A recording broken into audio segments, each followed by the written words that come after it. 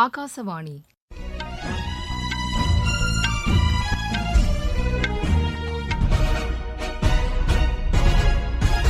செய்திகள் வாசிப்பவர் வாணி ஸ்ரீராம். தலைப்புச் செய்திகள்: பழங்குடியின மக்கள் மேம்பாட்டு திட்டத்தின் கீழ் வீட்டு வசதி பெறும் பயனாளிகள் இடையே பிரதமர் திரு நரேந்திர மோடி நாளை காணொலி வாயிலாக கலந்துரையாடுகிறார்.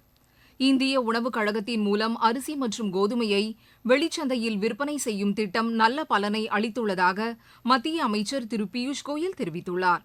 மகாராஷ்டிராவில் காங்கிரஸ் கட்சியிலிருந்து விலகிய திரு மிலிந்த் தியோரா இன்று சிவசேனா கட்சியில் இணைந்தார்.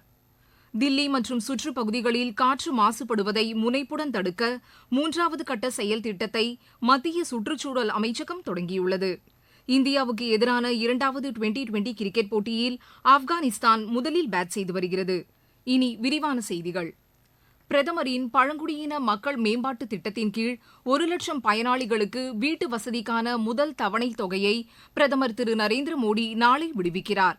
இதனையொட்டி நடைபெறும் காணொலியில் பங்கேற்கும் பிரதமர் வீட்டு வசதி திட்டத்தின் கீழ் நிரந்தர வீடுகளை பெறும் பயனாளிகள் இடையே கலந்துரையாடுகிறார். மிகவும் பின்தங்கிய பழங்குடியின மக்களை கண்டறிந்து அவர்களை சமூக பொருளாதார ரீதியாக உயர்த்தும் நோக்கில் கடந்த ஆண்டு நவம்பர் மாதம் பிரதமரின் ஜன்மான் என்ற பழங்குடியினர் மேம்பாட்டு திட்டம் தொடங்கப்பட்டது. 24,000 கோடி ரூபாய் பட்ஜெட் ஒதுக்கீட்டுடன் தொடங்கப்பட்டுள்ள இந்த திட்டம் மத்திய அரசின் 9 அமைச்சகங்கள் வாயிலாக செயல்படுத்தப்படுகிறது. மிகவும் பின்தங்கிய பழங்குடியின மக்களுக்கு அடிப்படை வசதிகளை செய்து தருவது, குடிநீர், கல்வி, சுகாதாரம், சத்துணவு, மின்சாரம், சாலை, தொலைத்தொடர்பு உள்ளிட்ட அடிப்படை வசதிகளை செய்து தருவது இத்திட்டத்தின் முக்கிய நோக்கமாகும்.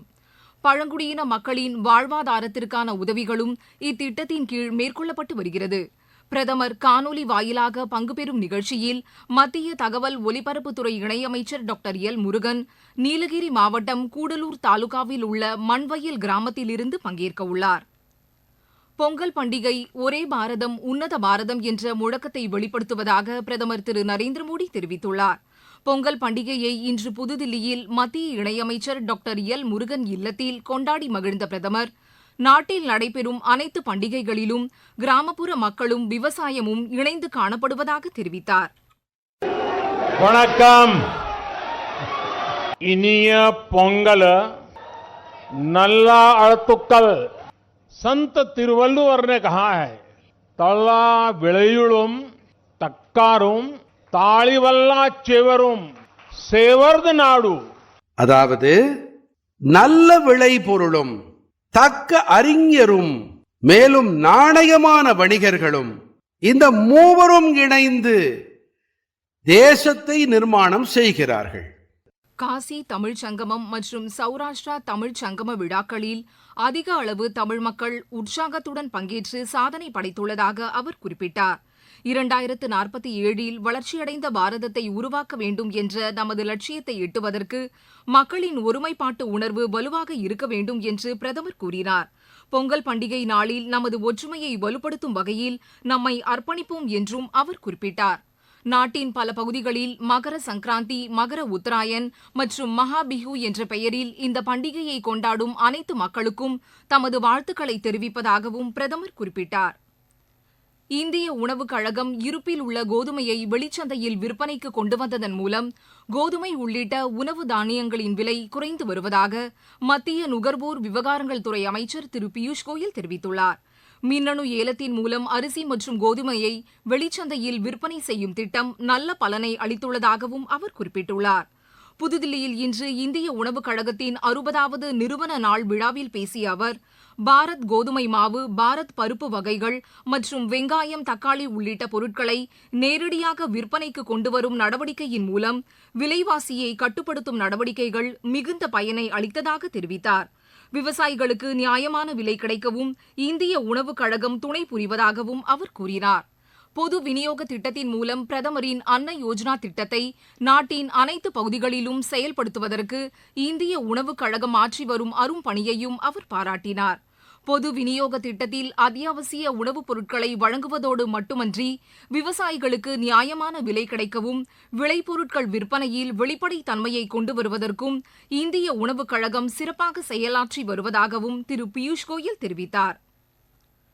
மகாராஷ்டிராவில் இன்று காலை காங்கிரஸ் கட்சியிலிருந்து விலகிய முன்னாள் மக்களவை உறுப்பினர் திரு மிலிந்த் தியோரா இன்று சிவசேனா கட்சியில் இணைந்தார்.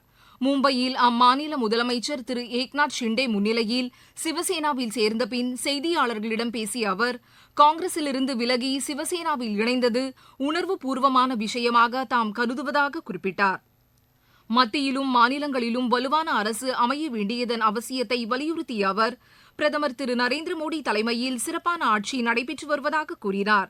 கடந்த 10 ஆண்டுகளில் மும்பையில் எந்தவொரு தீவிரவாத தாக்குதலும் நடைபெறவில்லை என்றும், இது பிரதமர் திரு நரேந்திர மோடி தலைமையிலான மத்திய அரசுக்கு கிடைத்த வெற்றி என்றும் திரு மிலிந்த் தியோரா குறிப்பிட்டார். நீங்கள் கேட்டுக்கொண்டிருப்பது ஆகாசவாணியின் செய்தி அறிக்கை. यही समय है, सही समय. இதுதான் வேளை, சரியான வேளை. ஒவ்வொரு தேசத்தின் வளர்ச்சி பயணத்தின் போதும் தேசம் முன்வந்து புதிய உறுதிப்பாடுகளோடு முன்னேற்ற பாதையிலே பயணிக்கக்கூடிய அற்புதமான ஒரு வேளையும் பிறக்கும். புதிய பாரதத்தின் துவக்கத்தின் இது அமுத காலம். இதுவே கோடானு கோடி நாட்டு மக்களுடைய உறுதிப்பாடாகும். அமுத காலம் 25 ஆண்டுகளுக்கு ஆனது. ஆனால் நாம் நம்முடைய லட்சியங்களை அடைவதற்காக இப்போதிலிருந்தே முனைப்புடன் செயல்பட வேண்டும். भारत को गढ़ने का यही समय है. நாடு முழுவதும் மேற்கொள்ளப்பட்டு வரும் நமது லட்சியம் வளர்ச்சியடைந்த பாரதம் யாத்திரை பொதுமக்களிடையே பெரும் வரவேற்பை பெற்றுள்ளது. மத்திய அரசின் திட்டங்கள் குறித்து விழிப்புணர்வை ஏற்படுத்துவதோடு விடுபட்ட பயனாளிகளுக்கு திட்டங்களின் பயன்கள் சென்றடைவதை உறுதி செய்யும் நோக்கில் இந்த யாத்திரை நடத்தப்பட்டு வருகிறது. தமிழகத்தின் வேலூர் மாவட்டத்தில் நடைபெற்ற இந்த யாத்திரையில் செல்வமகள் சேமிப்பு திட்டம் பெண் குழந்தைகளின் படிப்புக்கும் அவர்களுக்கு வளமான வாழ்க்கையை அமைத்து தருவதற்கும் உதவிகரமாக உள்ளது என இதில் பங்கேற்ற பயனாளிகள் தெரிவித்தனர். செல்வ மகள் என்ற ஒரு சிறப்பு திட்டத்தை பெண் குழந்தைகளுக்காக துவக்கி வைத்திருக்கிறார். இதன் மூலமாக பெண் குழந்தைகளுடைய படிப்புக்கும் மிகவும் அது முக்கியமானதாக இருக்கிறது. ஆகையால் இந்த திட்டத்தின் மூலம் பயன்பெறுமாறு எல்லா பெண் குழந்தைகளுடைய தாய்மார்களுக்கும் மிக்க நன்றியை தெரிவித்துக் கொள்கிறேன். இந்த துவக்கத்தை நமக்கு ஏற்படுத்தி கொடுத்திருக்கிற பாரத பிரதமர் மோடி ஐயா அவர்களுக்கு எனது மனமார்ந்த நன்றியை தெரிவித்துக் கொள்கிறேன். தேனீ வளர்ப்பு பண்ணிட்டு வந்துட்டு இருக்கேன். இதுல என்ன ஒரு பயன்னா, நம்ம வெளியே போயிட்டு தேன் 1000 ரூபாய் கொடுக்குறோம், 2000 ரூபாய் கொடுத்து வாங்குறோம். அதெல்லாம் எதுவும் இல்லாம நம்ம வீட்டுல நம்மளே உற்பத்தி பண்ணிக்கலாம். முடிஞ்ச அளவுக்கு எல்லாரும் நல்லா பண்ணுங்க. நன்றி. என் பேர் சிவசங்கரி. நான் மோடி திட்டத்துல சிலிண்டர் வாங்கி இப்போ சிலிண்டர் சாப்பிட்றதுனால எனக்கு யூஸியா இருக்கு. தில்லி மற்றும் சுற்றுப்பகுதிகளில் காற்று மாசுபடுவதை முனைப்புடன் தடுக்க 3வது கட்ட செயல் திட்டத்தை மத்திய சுற்றுச்சூழல் அமைச்சகம் தொடங்கியுள்ளது. இந்த செயல் திட்டத்தின் கீழ் தில்லி மற்றும் சுற்றுப்புற பகுதிகளில் புதிய கட்டுமானங்கள் மற்றும் கட்டிடங்களை இடிக்கும் அனைத்து நடவடிக்கைகளும் தடை செய்யப்பட்டுள்ளன. தில்லியில் காற்று மாசின் அளவு 458 என்ற அளவை எட்டியதை அடுத்து மத்திய சுற்றுச்சூழல் அமைச்சகம் உடனடியாக இந்த நடவடிக்கையை மேற்கொண்டுள்ளது. அயோத்தியில் ராமர் கோவில் பிரதிஷ்டை விழா இம்மாதம் 22ஆம் தேதி நடைபெறுவதையொட்டி நாட்டில் உள்ள ஆன்மீக தலங்களில் பிஜேபியினர் தூய்மை பணியை மேற்கொண்டுள்ளனர். புதுதில்லியில் இன்று குரு ரவிதாஸ் கோவில் தூய்மை பணியில் பங்கேற்ற பிஜேபி தலைவர் திரு ஜே.பி. நட்டா இதை தெரிவித்தார். வரும் 22ஆம் தேதி வரை ராம தீபத்தை தங்களது வீடுகளில் ஏற்றி வழிபட வேண்டும் என்றும் திரு நட்டா கேட்டுக் கொண்டார். இந்தியாவுக்கு எதிரான 2வது டுவெண்டி கிரிக்கெட் போட்டியில் முதலில் பேட் செய்து வரும் ஆப்கானிஸ்தான் சற்று முன்வரை 3.3 ஓவரில் 1 விக்கெட் இழப்பிற்கு 31 ரன் எடுத்துள்ளது. இந்தூரில் நடைபெறும் இப்போட்டியில் டாஸ் வென்ற இந்தியா முதலில் பந்து வீச தீர்மானித்தது. 3 போட்டிகளை கொண்ட இந்த தொடரின் முதல் ஆட்டத்தில் வெற்றி பெற்று இந்தியா முன்னிலை பெற்றுள்ளது. மீண்டும் தலைப்புச் செய்திகள்.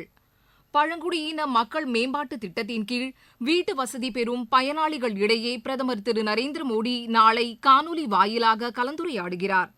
இந்திய உணவுக் கழகத்தின் மூலம் அரிசி மற்றும் கோதுமையை வெளிச்சந்தையில் விற்பனை செய்யும் திட்டம் நல்ல பலனை அளித்துள்ளதாக மத்திய அமைச்சர் திரு பியூஷ் கோயல் தெரிவித்துள்ளார். மகாராஷ்டிராவில் காங்கிரஸ் கட்சியிலிருந்து விலகிய திரு மிலிந்த் தியோரா இன்று சிவசேனா கட்சியில் இணைந்தார். தில்லி மற்றும் சுற்றுப்பகுதிகளில் காற்று மாசுபடுவதை முனைப்புடன் தடுக்க 3வது கட்ட செயல் திட்டத்தை மத்திய சுற்றுச்சூழல் அமைச்சகம் தொடங்கியுள்ளது. இந்தியாவுக்கு எதிரான 2வது டுவெண்டி கிரிக்கெட் போட்டியில் ஆப்கானிஸ்தான் முதலில் பேட் செய்து வருகிறது. இத்துடன் இந்த செய்தியறிக்கை நிறைவு பெற்றது.